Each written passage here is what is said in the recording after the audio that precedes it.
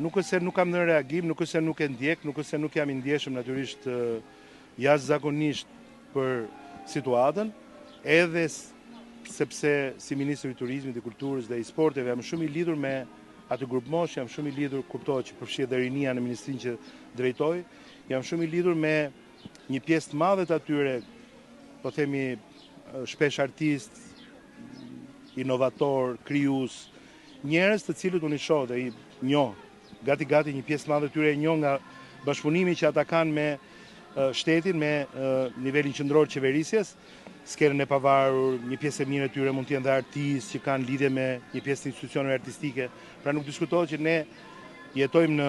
Tiranë dhe kemi shumë qartë që është një situatë e cila kërkon një vëmendje dhe kërkon një analizë dhe kërkon një reflektim shumë thellë nga çdo kush.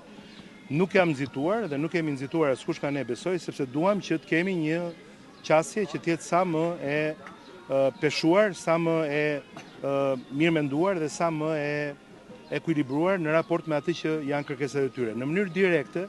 çështja kryesore e kauzës tyre është mjedisore, unë nuk është se e kam direkt në fushën time të përgjegjësisë. Por nga pikpamja e pikpyetjeve që kanë bënë me projektet e turizmit, natyrisht që është në fushën përgjegjësisë që mbuloj dhe natyrisht që po punojmë që të gjithë informacionin, të gjithë temi verifikimin nga pikpamja e rëndësisë dhe vlerës së zhvillimit turistik, qoftë për zonën e Zvërnecit, apo qoftë edhe për shembuj të ngjashëm, qoftë në rajon, qoftë në Shqipëri, të jemi të përgatitur që në një dialog, në një moment që ne do të kemi natyrisht nevojë të komunikojmë dhe të shkëmbejmë informacion me njëri tjetrin, kuptohet kur kjo të jetë në një formë më të organizuar dhe më të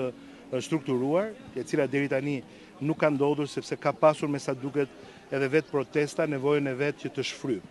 Dhe ne respektojmë protestën, ajo protestë vjen edhe sepse liria në vend është, mendoj, sot në nivelin më të lartë të saj. Unë jam vetë një revolucionar edhe me pankarta, po jo dhe aq revolucionar, si me thënë, i një natyre kaq të butë sa ç'është kjo lëvizje sot.